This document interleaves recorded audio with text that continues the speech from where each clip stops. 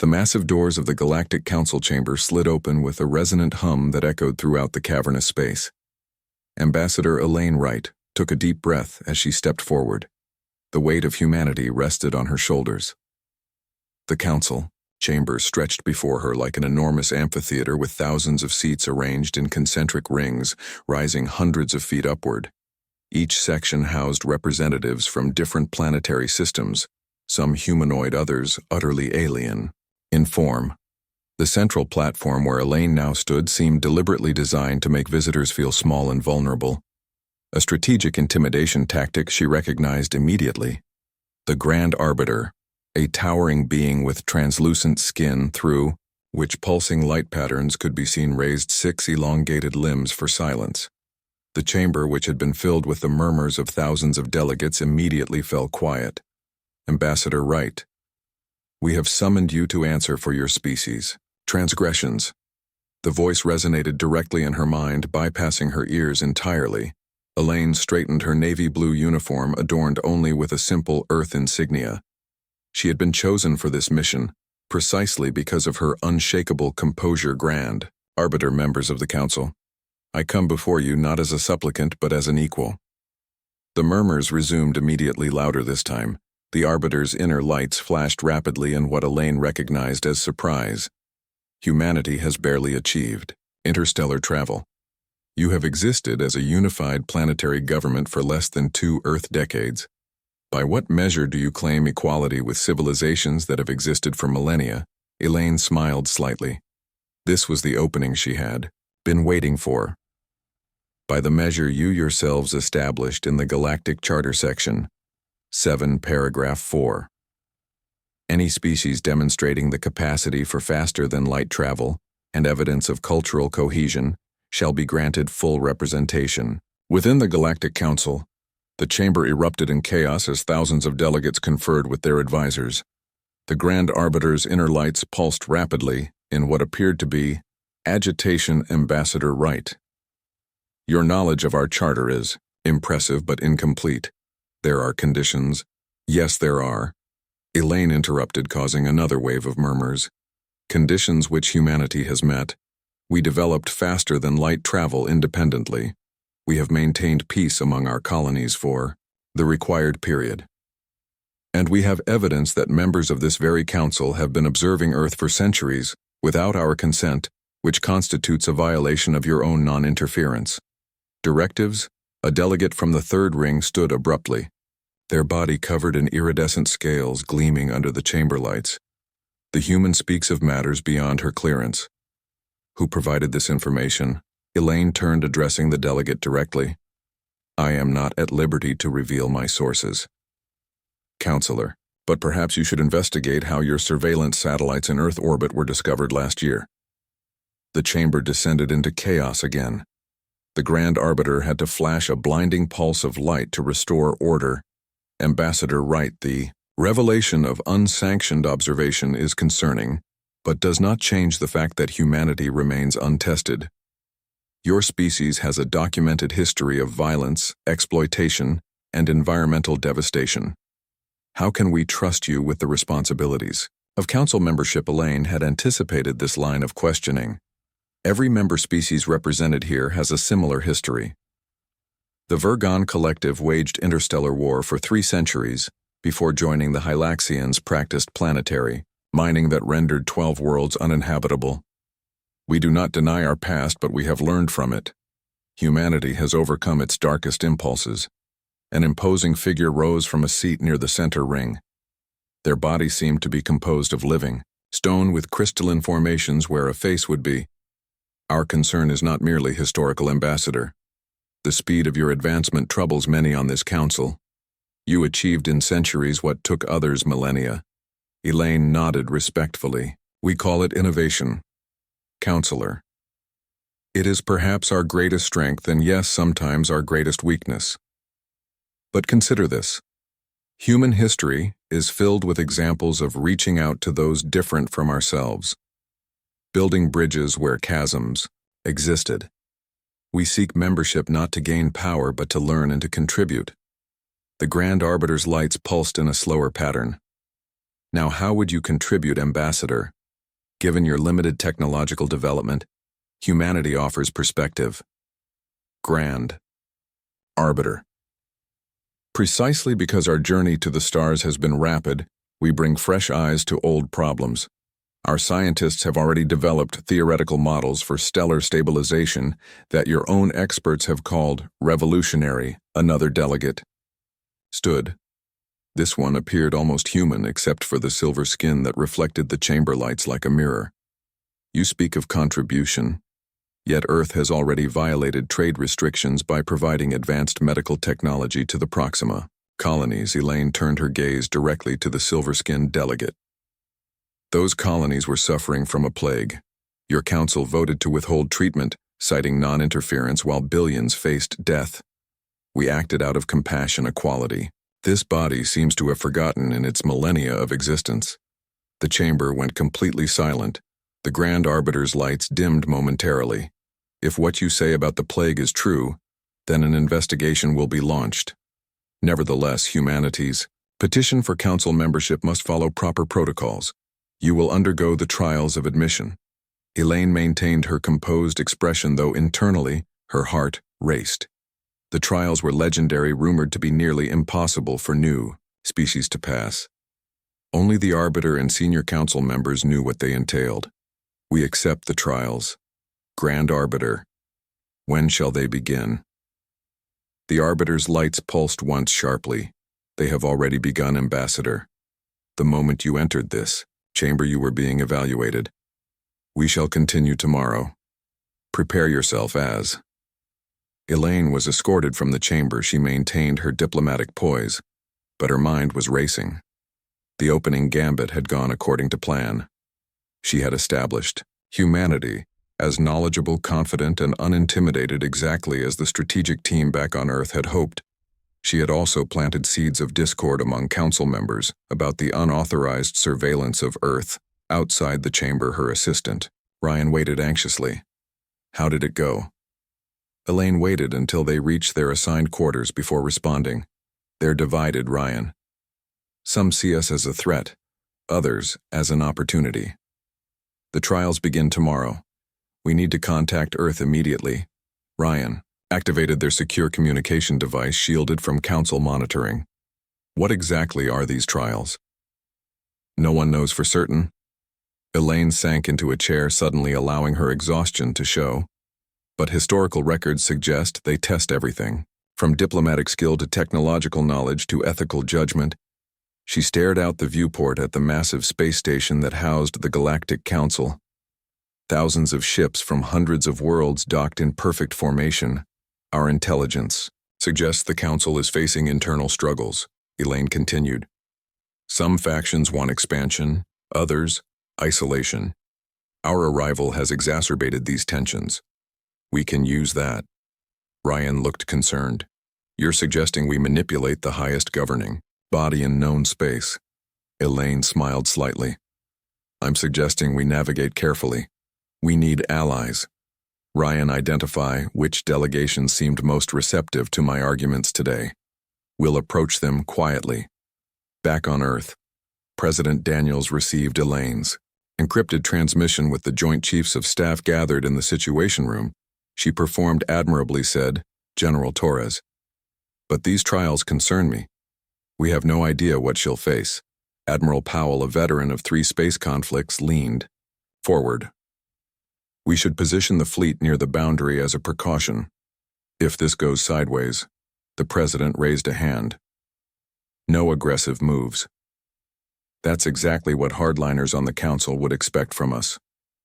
We follow the diplomatic path, Director. Foster of Intelligence cleared her throat. Our operatives within the Council support structure have provided some information about previous trials. They typically last 7 days and test everything from scientific knowledge to moral judgment. The final test apparently involves some form of psychic evaluation. Psychic evaluation. President Daniels frowned. We have no defense against that, actually, said a voice from the doorway. We might. Dr. Everett Wilson, the leading Earth researcher on extrasensory phenomena, entered carrying a small device. Recent breakthroughs in quantum shielding show promise in blocking certain wavelengths associated with telepathic species. Can you get it to Ambassador Wright in time? Wilson nodded. We'll need to smuggle out past council security, but yes. Good said the president send it immediately with full instructions. Ambassador Wright must have every advantage we can give her. The future of humanity depends on her success. Meanwhile, in a rarely used chamber deep, within the council station, 3 senior council members met in secret. The human ambassador is more prepared than we anticipated, said the first, a being of pure energy contained within an environmental suit. She quoted our charter directly. The second, member 6 tentacles slowly undulating, answered. We underestimated their intelligence-gathering capabilities. They know about the surveillance. The third member, whose crystalline body refracted light across the room, spoke with concern. Should we abort? The trials find reason to deny their petition. No, said the first, that would only confirm their suspicions that the council is biased against emerging species. The council chamber transformed overnight. Massive holographic displays now encircled the central platform, where Ambassador Helen Morris stood alone. The thousands of alien delegates watched in tense silence as the Grand Arbiter descended from above in a levitating throne, its body composed of swirling gases contained within a transparent exoskeleton, pulsed with anticipation.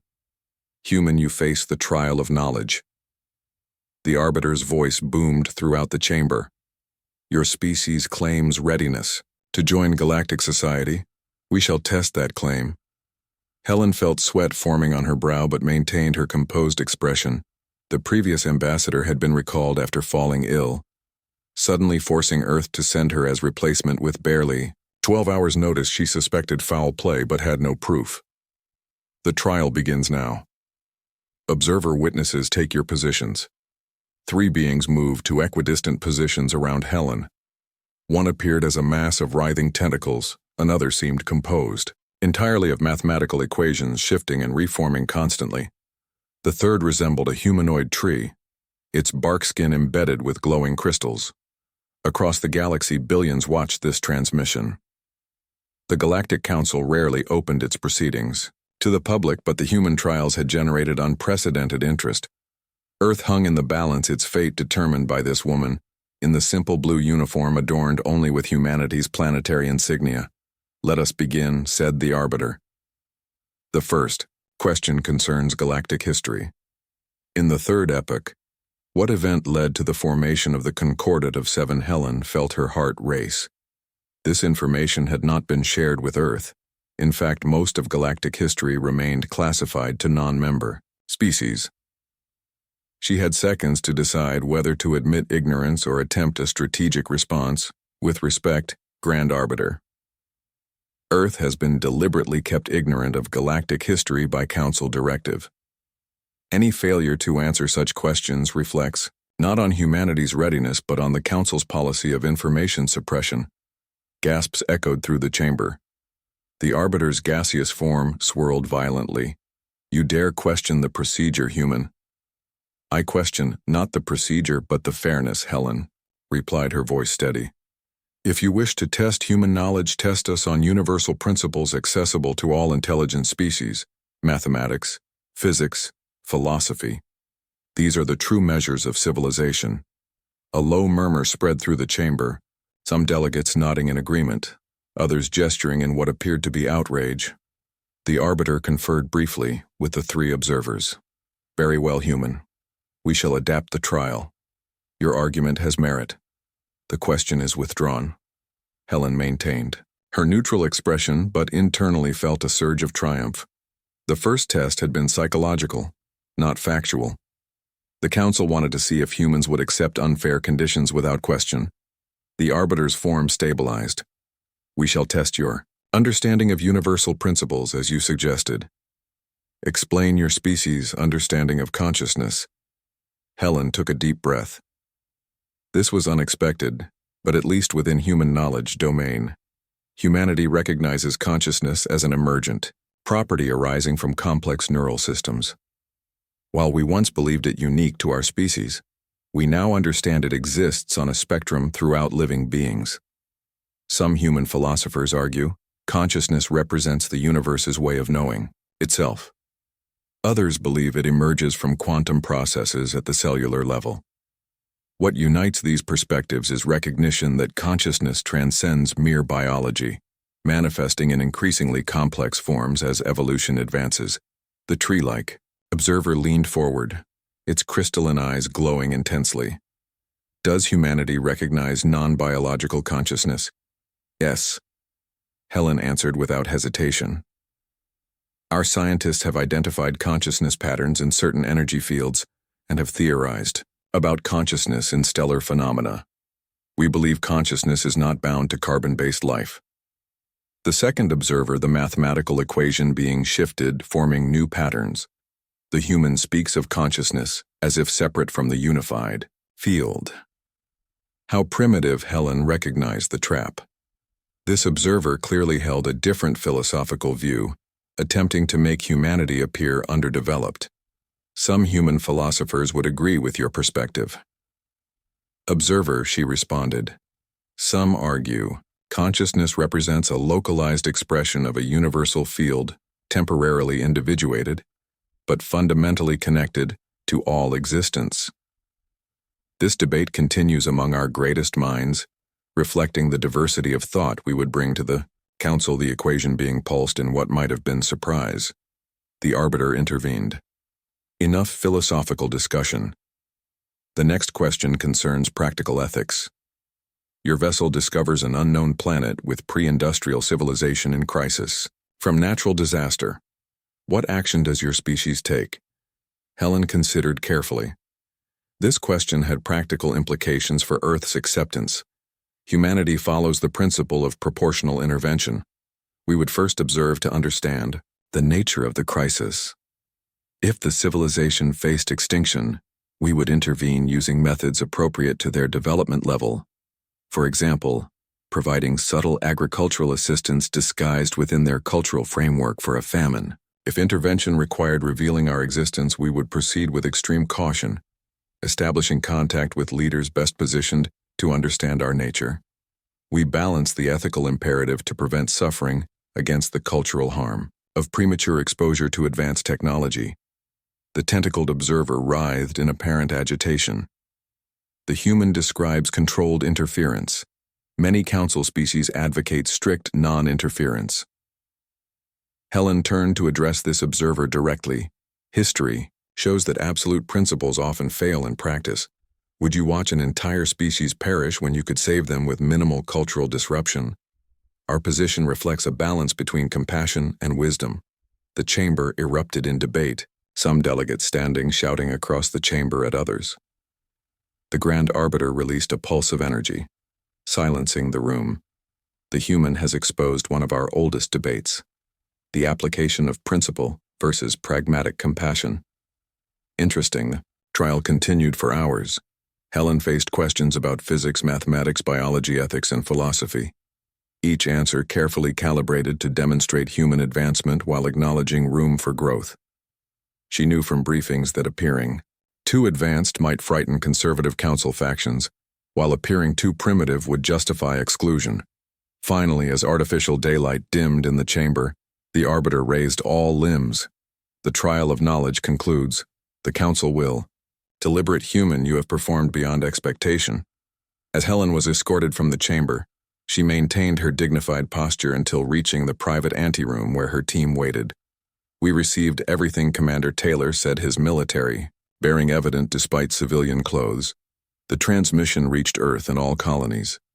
Our scientists are already analyzing the Council's questions for insights into their technological level.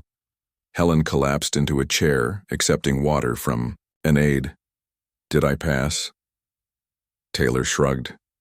The Council's deliberations are private, but you created significant division among the delegates. That's actually good for us. Division means debate. Debate means delay. Delay gives us time for what Helen asked, though she suspected the answer. Taylor lowered his voice. Project Aurora is nearly operational. Once complete, it changes everything. Helen frowned. Project Aurora remained classified even to her. The military insisted on compartmentalizing information, even among the diplomatic corps. Focus on tomorrow, Taylor continued. The trial of capability will test our technology, not just our knowledge. The Council wants to see our achievements firsthand. Meanwhile, in the Council's private chamber, 7 senior members gathered around a circular table. The human performed admirably, said the celestial delegate, their body composed of stellar material contained within a gravitational field. She showed wisdom beyond her species, apparent development. The Rigelian representative clicked mandibles in disagreement. This proves our concerns. They advanced too quickly. They answered questions even senior species would struggle with. The Ancient One. The oldest council member stirred from semi-sleeping state. Perhaps. That is precisely why they must be included. We have grown stagnant, set in our ways. These humans bring fresh perspective. The security delegate, a being of pure crystal structure, rose abruptly. What of Project Aurora? Our intelligence suggests they are developing technology that could destabilize the power balance. If they succeed before we reach decision, the room fell silent. All knew the implications. Human technology was advancing at an unprecedented rate. Their ships already incorporated principles some council species had yet to master. The Grand Arbiter entered the chamber, its gaseous form now contained in ceremonial armor. We must accelerate the trials. The humans must face the final challenge sooner than tradition dictates. Objection, came the celestial delegate. The trials follow sacred timing. Acceleration violates protocol. The arbiter swirled in agitation. Protocol may doom us all. The humans advance daily. Our latest intelligence confirms Project Aurora nears completion. We must know their true intentions before they achieve parity, with elder species back on Earth. President Alvarez received the secure transmission in the underground command center. The Joint Chiefs of Staff watched Helen's performance with expressions ranging from pride to concern. Massive spotlights swept across the demonstration arena, their beams reflecting off the polished black floor, creating an almost ethereal atmosphere. Ambassador Lauren Reeves stood at the center of attention, her heart pounding beneath her composed exterior. Unlike the previous trials held in the council chamber, this one took place in an enormous domed facility large enough to accommodate actual spacecraft. The viewing galleries teemed with delegates from thousands of worlds, some leaning forward with curiosity, others watching with obvious skepticism. The Grand Arbiter, a being composed of living crystal that refracted light in hypnotic patterns, hovered above the central platform. Today we witness the trial of capability. The human species will demonstrate their technological advancement. The standard is clear. Your technology must show mastery of 3 domains: matter, energy, and information. Lauren nodded her understanding. Earth had prepared for this moment for years. The delegation had brought their most impressive yet non-classified technologies, carefully selected to demonstrate capability without revealing their true cutting-edge advancements. The trial begins now. Human, proceed. Lauren gestured to her team waiting at the periphery. 4 technicians wheeled forward 3 large containers, each bearing the Earth insignia. For the mastery of matter, Lauren announced, we present adaptive materials technology. She opened the first container, removing what appeared to be a simple sheet of metallic fabric. The crowd murmured, unimpressed. Lauren smiled slightly as she unfolded the material, which shimmered under the lights. This material, called QuantaWeave, contains billions of programmable nanobots, each capable of rearranging its molecular structure on command. She tapped a control on her wrist display. The fabric suddenly hardened, forming a perfect shield, then transformed into a series of interconnected tools before finally reshaping into a lightweight body armor that she slipped on with practiced ease. QuantaWeave adapts to any environmental condition, providing protection against temperature, pressure, radiation, and physical impact. Its molecular structure can be programmed for virtually any configuration, making it ideal for exploration, rescue, or defense. The crystal, being representing the science division, floated closer, its facets rotating in what appeared to be interest. Impressive. For a young species, the applications are numerous. Lauren removed the armor, folding it back into its original form. This technology saves countless lives on Earth, allowing us to explore hostile environments and protect our people. The possibilities for peaceful application are endless. She moved to the second container. 4. Energy Mastery. We present the Helios Matrix from the container. She withdrew a transparent cube approximately 30 centimeters on each side. Within it, tiny points of light swirled in complex patterns. The Helios Matrix represents a breakthrough in energy generation and storage, she explained. It harvests zero-point energy from quantum fluctuations in space-time, converting it to usable power with near-perfect efficiency. Lauren placed the cube on the floor and stepped back. A moment later, the cube began to glow with increasing brightness. Soon it illuminated the entire arena with pure white light. Energy readings displayed on overhead monitors showed output levels rising steadily. A typical matrix can power an entire city indefinitely, without fuel or waste. Unlike fusion or antimatter, it presents zero risk of catastrophic failure.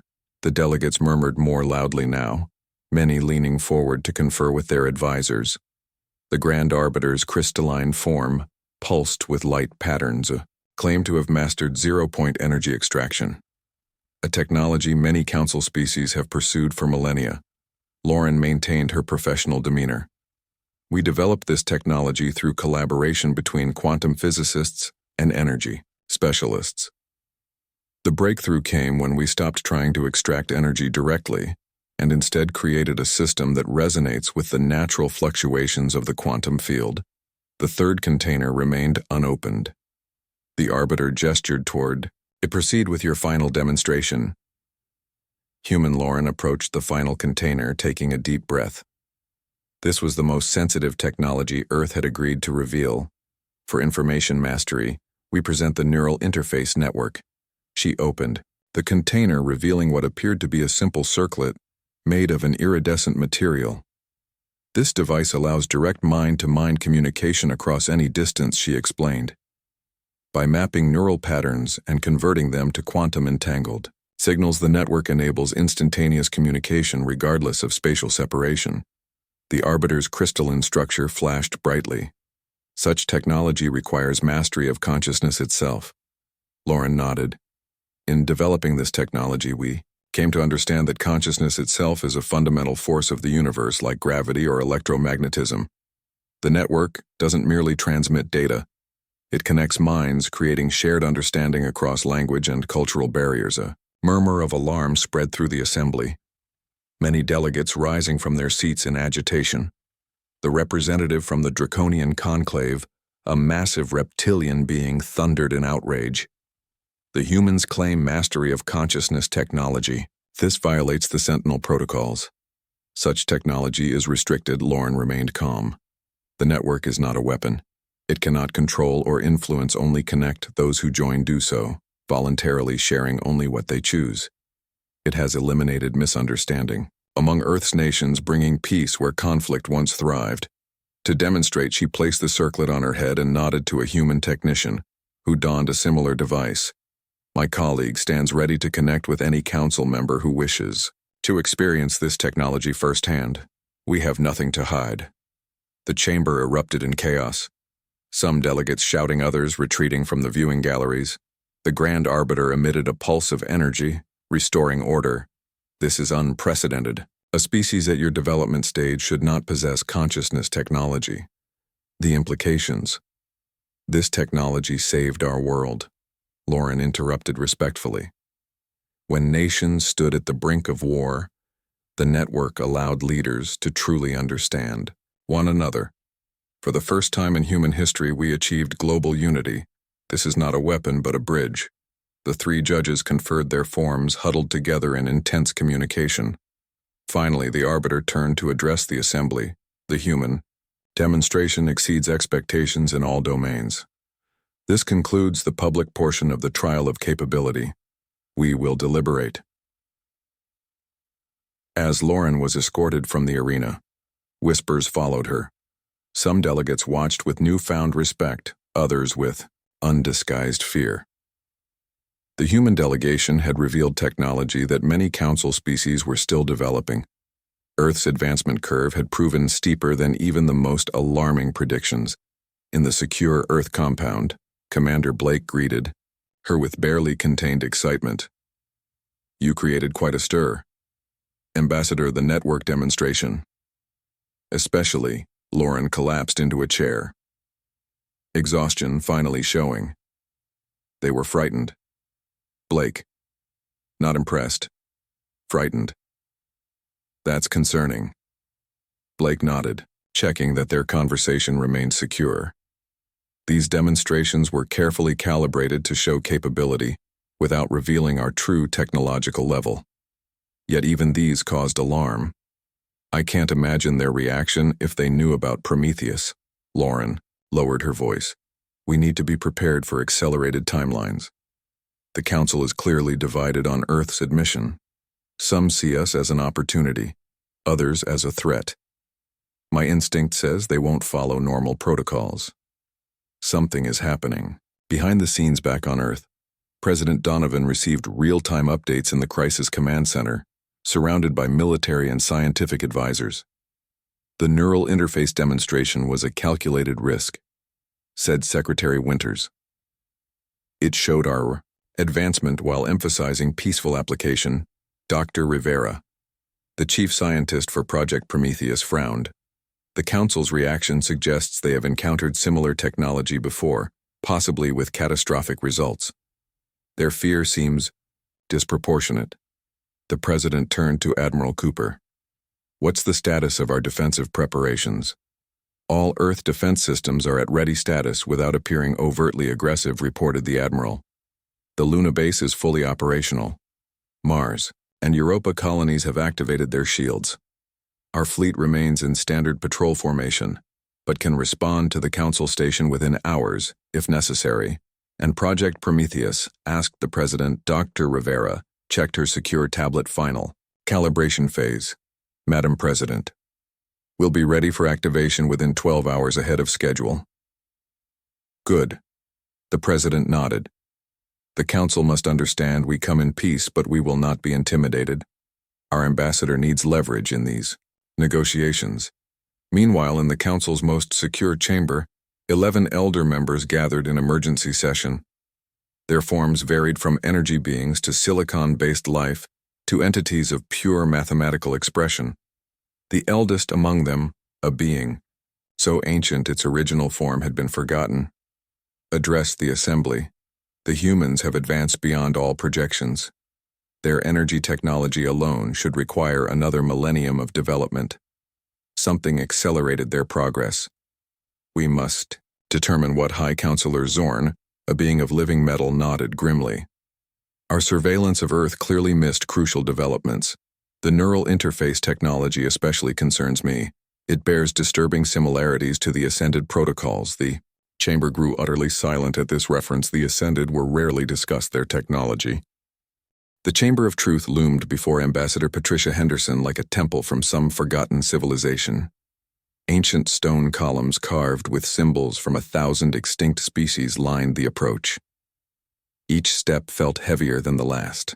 As she walked the ceremonial path alone, no human had ever seen this place hidden deep within the Galactic Council station. The circular chamber awaited 20 meters below the main council halls, accessible only through this sacred passage security. Chief Marcus waited at the entrance, his expression grim. "We're being monitored, Ambassador." Every word, every gesture, Patricia nodded almost imperceptibly. She'd expected nothing less. The trial of intent was the final and most crucial test Earth would face. To join the Council, humanity must prove its intentions were peaceful, its ambitions controlled its potential, tempered with wisdom. "This is where we part ways. Marcus." The chief offered a formal salute, then turned to rejoin the human delegation. Waiting anxious kilometers away, Patricia straightened her midnight blue uniform emblazoned with Earth's unified emblem and entered the ancient chamber. The massive doors sealed behind her with finality. She stood upon a circular platform surrounded by concentric rings of what appeared to be liquid metal. The ceiling opened to the stars above, though she knew they were deep within the station. Some technology created the illusion of open space, Welcome to the Chamber of Truth. Human. A voice resonated, from everywhere and nowhere at once. 7 beings materialized around her. The eldest council representatives from the founding species. Their forms varied dramatically. One appeared as a pillar of living flame. Another, as a crystalline structure catching starlight in mesmerizing patterns. A third seemed composed of pure shadow, somehow visible despite its darkness. The others were equally alien beyond human description or comprehension. The trial of intent requires absolute truth, began the flame being. No deception is possible within this chamber. The truth stone beneath your feet connects directly to your consciousness. Patricia looked down. The platform she had assumed was stone now glowed with subtle blue light, pulsing in rhythm with her heartbeat. For 10,000 years, the flame continued. This chamber has tested those who would join our brotherhood of worlds. Many have failed. None have deceived it. Are you prepared, human, to have your species' intentions laid bare? I am, Patricia replied, her voice steady though her heart raced. The crystalline being spoke next, its voice like chimes in the wind. We shall ask questions, you will answer. The truth stone will reveal your honesty. Your answers determine not only council membership, but the future relationship. Between humanity and all council species, Patricia understood the stakes. This was no mere formality. The council truly feared human potential, their technological advancement, their adaptability, their ambition. All qualities that made humans unique among the stars were precisely what made them dangerous in the council's eyes. The first question comes from the eldest, said the shadow being. The universe exists in balance. Advanced technology requires advanced wisdom.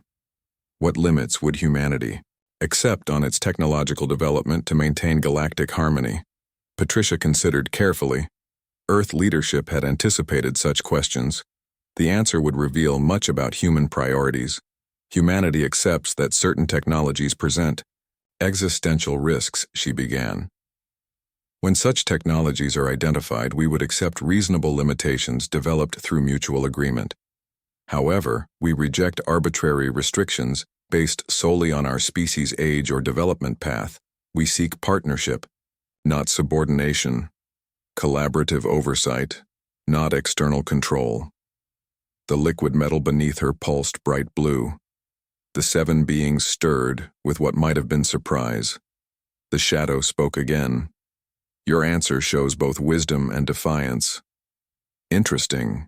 The truth stone confirms your sincerity. The crystalline being chimed softly. Second question. The council maintains peace through careful management of resources, territories, and knowledge. How would Earth contribute to this stability rather than disrupt? Patricia stood taller. Humanity brings innovation, fresh perspective, and adaptability qualities this council acknowledges it needs.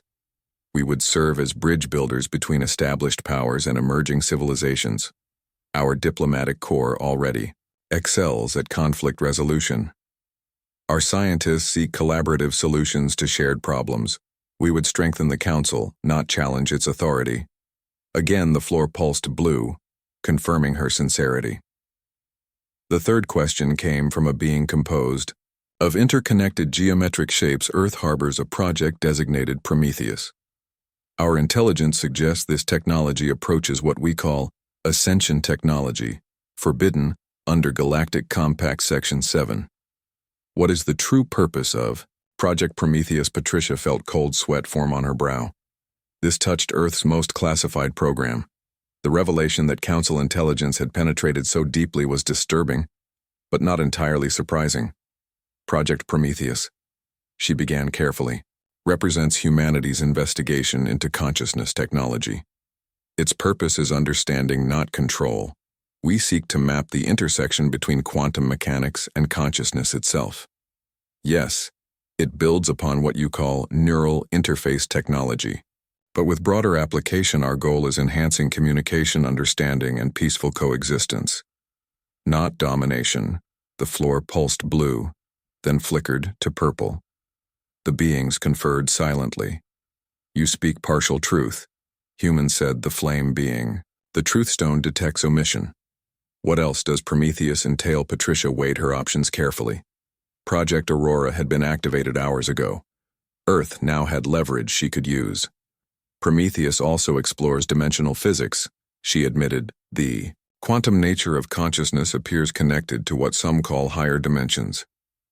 We believe consciousness itself may be non-local, accessing information beyond conventional space-time limits.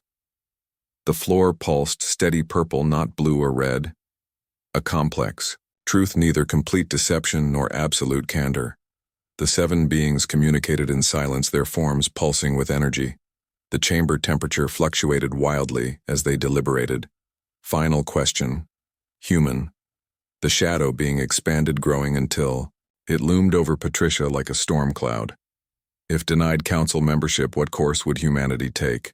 Would you accept isolation, respecting council authority, or pursue independent expansion regardless of our judgment? This was the true test, Patricia realized. The question that would determine not just membership, but whether the council viewed Earth as friend or foe. Humanity has survived isolation before, Ambassador Henderson. We would prefer partnership, but will not accept subjugation. If denied membership through fair evaluation, we would respect council territories and laws, continuing peaceful development within our own space. However, if denied through prejudice or fear, we would pursue our destiny among the stars, forming our own alliances with like-minded species. Our path would be determined by the council's actions, not merely its judgment. The floor blazed bright blue, brighter than any previous response. The 7 beings recoiled momentarily from its intensity. Truth, absolute truth. The flame being flickered with what might have been approval or alarm. Your species' directness is either its greatest strength or its most dangerous quality. The crystal being chimed. We must deliberate. The human will wait. The 7 vanished, leaving Patricia alone in the chamber. Starlight from above cast ghostly shadows as minutes stretched to hours. She remained standing, though exhaustion pulled at her. The trial of intent was clearly designed to test physical endurance as well as honesty. Meanwhile, in Earth's Crisis Command Center, President Veronica Taylor received urgent updates. Prometheus is fully operational. Madam President, said Director Wallace, the system activated precisely as designed. We now have access to the dimensional layer on the central display. A real-time feed showed Project Prometheus, a massive installation buried beneath the Antarctic ice. Thousands of scientists and military personnel monitored equipment that pulsed with soft blue light identical to the Truth Stone in the Chamber of Truth. And Aurora asked the President. Admiral Hansen stepped forward. Aurora deployment complete. All 7 vessels now in position around the solar system.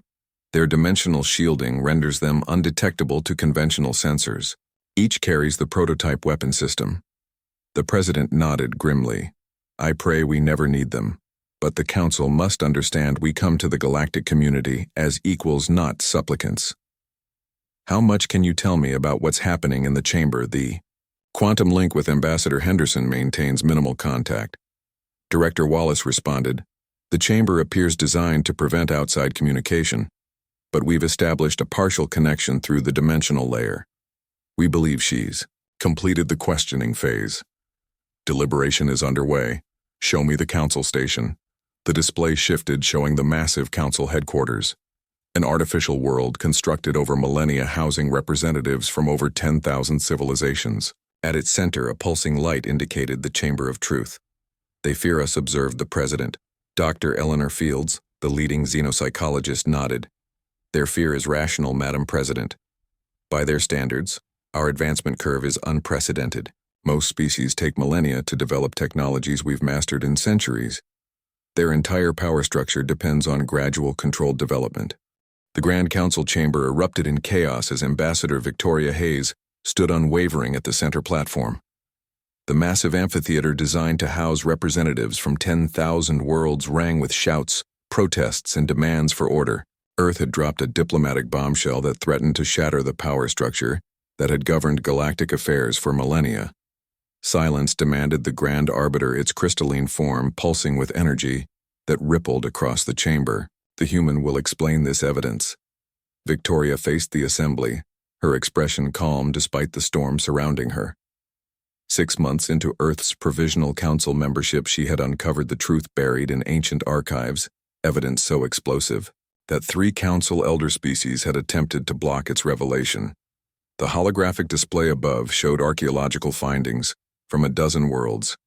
Carbon dating, quantum resonance patterns, and genetic markers all pointed to one inescapable conclusion: what you see before you.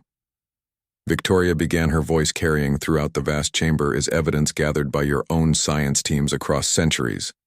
Evidence systematically hidden from most council species. Evidence that humanity did not evolve in isolation but was seeded on Earth 50,000 years ago by the Founders. The uproar resumed even louder.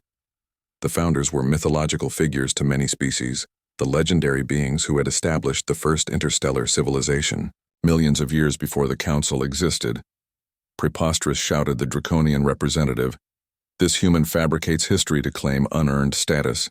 Victoria remained composed. I present only your own findings, Ambassador findings, deliberately classified, under Security Protocol Zenith. We discovered them when cross-referencing permitted historical archives. These records were hidden not because they were uncertain, but because they were conclusive. The Grand Arbiter raised all limbs for silence. The Truthstone will verify. From the floor beneath Victoria, a familiar blue glow emerged, rising to surround her. The same technology used in the trial of intent, now invoked to test her claims. Ambassador Hayes, the Arbiter, intoned, "You claim the Council deliberately concealed humanity's connection to the Founders." What evidence supports this extraordinary accusation? Victoria had prepared for this moment. The truth would finally emerge.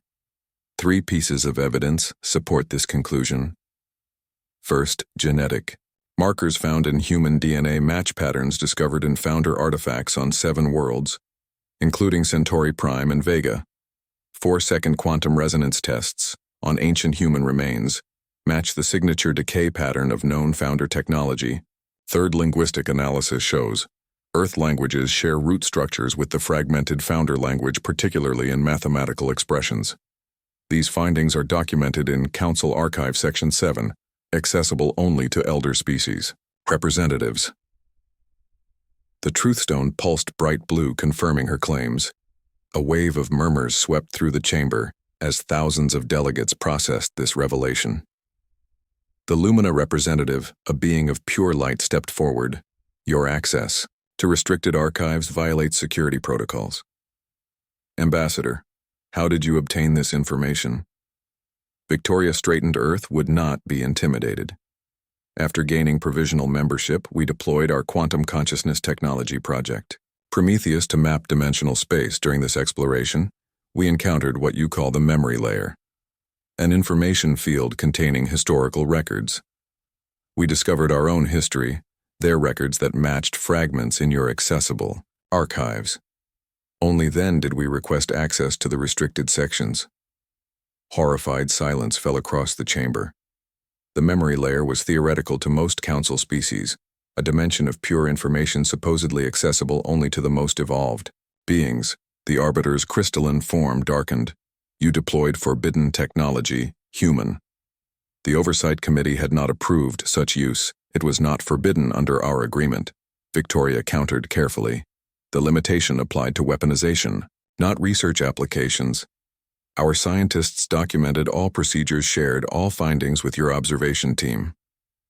The memory layer discovery was unexpected, but the implications profound. Humanity has the right to know its origins. A massive being of living metal rose from the elder section. This changes nothing. Human, your species remains primitive, violent, unworthy of full Council membership, regardless of ancient connections. Victoria turned to face this new challenger. The evidence changes everything, Counselor. It explains why humanity advances so rapidly, why our neural patterns match Founder technology, why Earth contains materials not naturally occurring in our star system. It explains why certain Council species have monitored Earth for millennia, the living metal being shifted uneasily. We now understand, Victoria continued, that Project Prometheus succeeded because humans are neurologically compatible with dimensional technology. Our brains were designed for it by the Founders. themselves. The holographic display shifted, showing brain scans from various species, highlighting unique structures found only in humans and in recovered founder artifacts. But most importantly, this revelation raises crucial questions. Why was this information hidden? Why were humans quarantined on Earth? Why did certain council species fear our advancement? She paused, letting the questions hang in the air. The answers concern not just Earth's past, but the Council's future. The Grand Arbiter conferred privately with the Elder Council through quantum channels while thousands of delegates debated furiously among themselves. Victoria had detonated the diplomatic equivalent of a supernova. The carefully maintained hierarchy of species based largely on their technological development and evolutionary age was now in question. Finally, the Arbiter raised all limbs. The Council acknowledges the evidence presented, Ambassador Hayes. The hidden records will be declassified for all members' review. A significant victory. Victoria allowed herself a momentary smile. However, the Arbiter continued, this revelation, while historically significant, does not automatically elevate Earth's provisional status. Your species remains under observation. Victoria had anticipated this response. The Council would not relinquish power easily. We do not seek special treatment based on ancestry, Ambassador Hayes, but we do demand equal access to our history and the removal of technology restrictions that were imposed under false pretenses. The Founder's connection explains why certain technologies come naturally to humans. It invalidates the claim that we advanced too quickly for safety. The Arbiter's form pulsed with complex patterns.